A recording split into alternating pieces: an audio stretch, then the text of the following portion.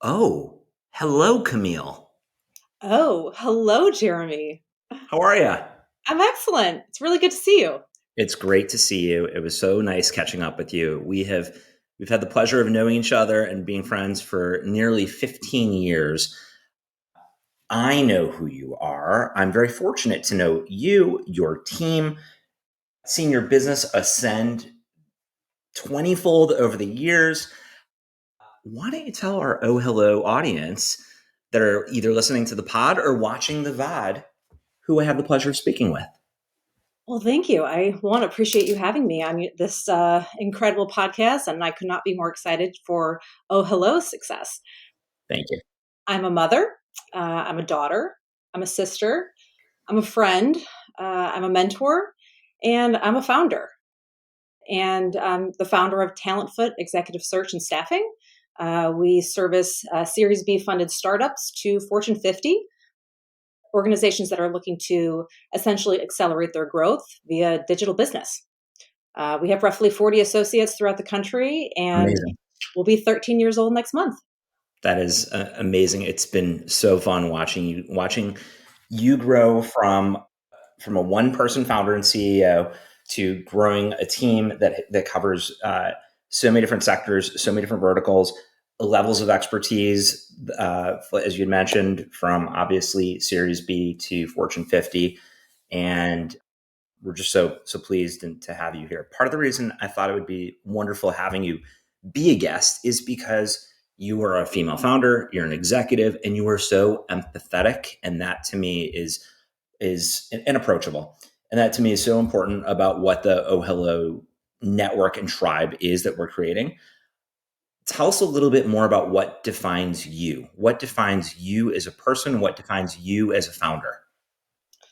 Yeah, I would say it took me some time to really understand what defines me. But over time and studying a lot of incredibly successful people, I was able to hone in on myself on really what does define me. And I would say values. I'm a very values based servant leader. I've worked for some incredible leaders and some not so great leaders. And I've learned both what to do and what not to do as a leader, right? So I'm very grateful for those experiences, the good, the bad, and the ugly. And I'm very much focused around empowering others. I have been empowered by incredible people throughout my life, and it's made all the difference, right, in me pursuing my passions and my dreams. And I hope to continue to empower others for the rest of my life. With being able to empower others throughout the rest of your life, tell us a little bit about your skill set and how you would characterize it in terms of how you're going to be helping up and comers, people feeling lost, people feeling vulnerable through the OhHello community. Tell us a little bit about just your skill set and just your traits. Yeah. So, one thing that I'm very passionate about is helping people find their strengths and identify their strengths, right? And so often, I think when we're very young, we're focused around trying to work on our weaknesses. And I very much believe, work on your strengths and forget your weaknesses, because that's what's going to really differentiate you well above your peers, right? That's powerful. That's good. Keep on going. Good. And I, in studying humans for almost 20 years now, I've realized that we actually, the work that we enjoy most is typically the work that plays to our strengths, right? So, do you feel the same way? Do you? I do. Yeah. Absolutely. Absolutely. Keep on going because part of the reason that I'm creating this community and this platform that's going to be launching very soon, but by the time that listeners are listening to it, it might be available, is because of that. Pursuing different strengths, pursuing different interests based on what we know and what we feel good doing. Please keep on going. This is about you. Yeah, so I do believe that if you really own your strengths and you continue to expand upon those strengths and accelerate those strengths, right? That you will then find work that you love. And if you find work that you love, you will find fulfillment and happiness. And if we had more happy people in the world, we'd have a more happy place. right? So, I really do also believe that if you hone in on your strengths and you identify opportunities that allow you to unlock those strengths every day, you're going to make an impact on organizations, which is only going to impact your own professional growth, right? And your own career trajectory.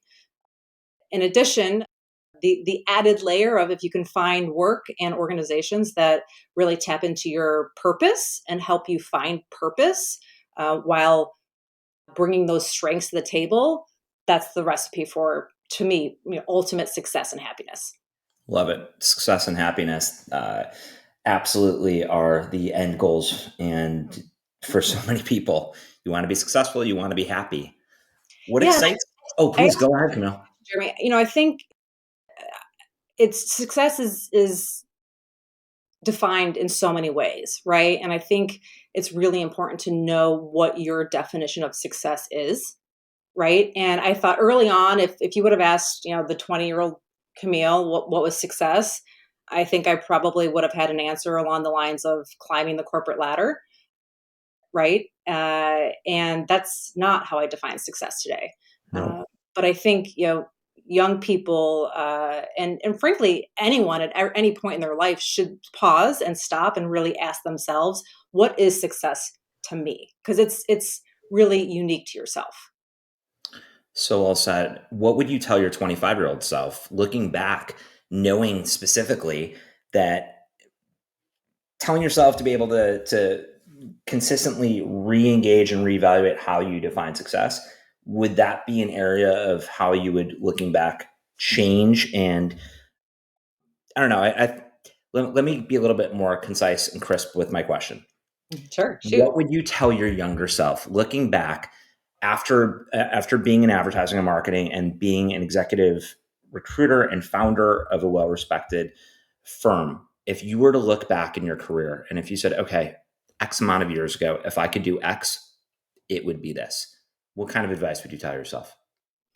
So I got lucky, right? So I didn't necessarily know I was working towards my own version of success, but early on, I worked for a crisis line, and I got bit by the bug of impacting people's lives who were very much struggling, and realized the power of conversation. So that propelled a career into executive search after meeting an executive recruiter who I met, and I realized that wow, they're truly impacting people's lives. Yep. I think I got lucky, right?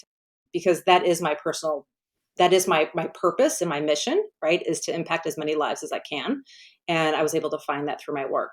But I will say, and those that spend time with me hear me say this often, there's two things that we have at the end of our lives.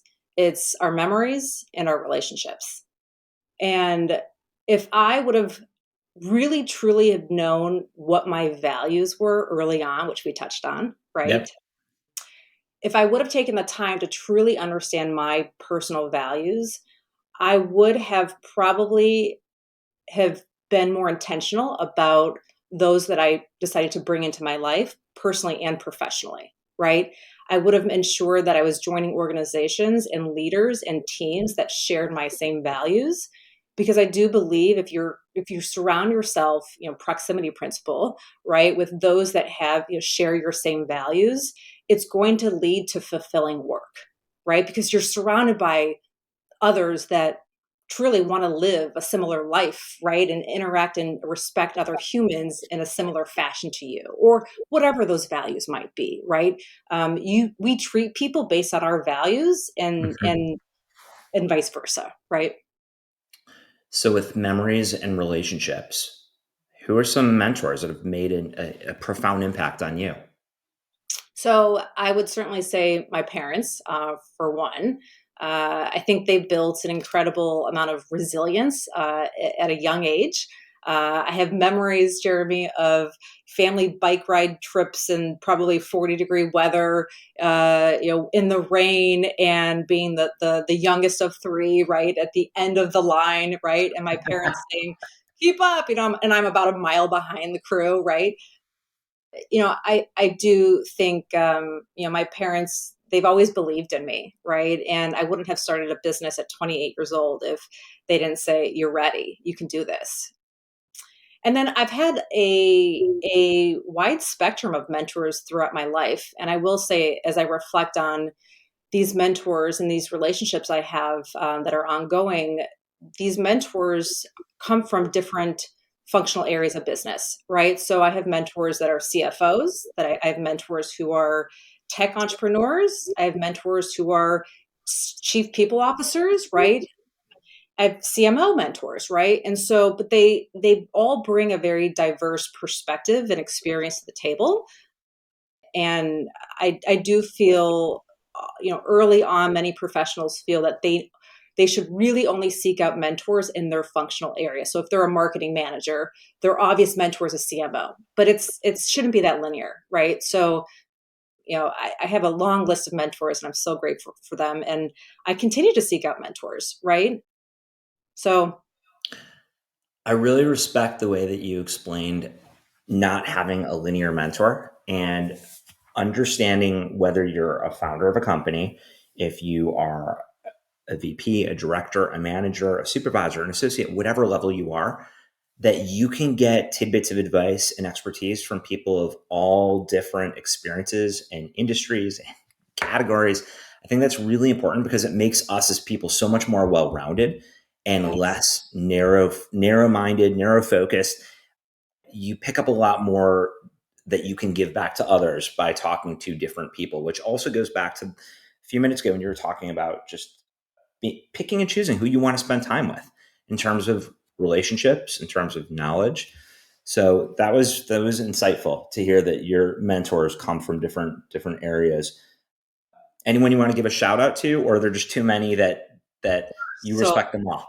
there are so many, and I wouldn't want to hurt anyone's feelings for not being on the Understood. short list. Yeah, there are so many, but I will say, you know, going back to the values and mentors, I will plug Shelley Paxton, who is a coach and mentor within the Women's Chief Network. She actually was and is a leader that helped me refine my values, in my 40s through an exercise. So this is a very simple exercise for your listeners. So, Yeah, please tell us. okay, great. I'm a Brene Brown fan, which is probably no surprise to you. Yep. Brene Brown has on her website a list of 100 core values. And Shelley walked me through this exercise that I'm so grateful for. And it's essentially studying those lists of 100 values and honing in on the top 4 to 6 that really speak to your soul, right? And so once you've defined what those top 4 to 6 values are, to really come up with an action plan of how you're going to have more of those values in your day-to-day life. What actions do you have to take to have more of those values in your day-to-day life? And even equally of importance is, what actions do you need to stop taking to have more of those values in your life? And oftentimes it comes down to the people that you have in your life, the activities that you have in your life, how you spend your time. Uh, so, I think that if I would have had that 20 years ago, I think I probably would be living somewhat of a different life today.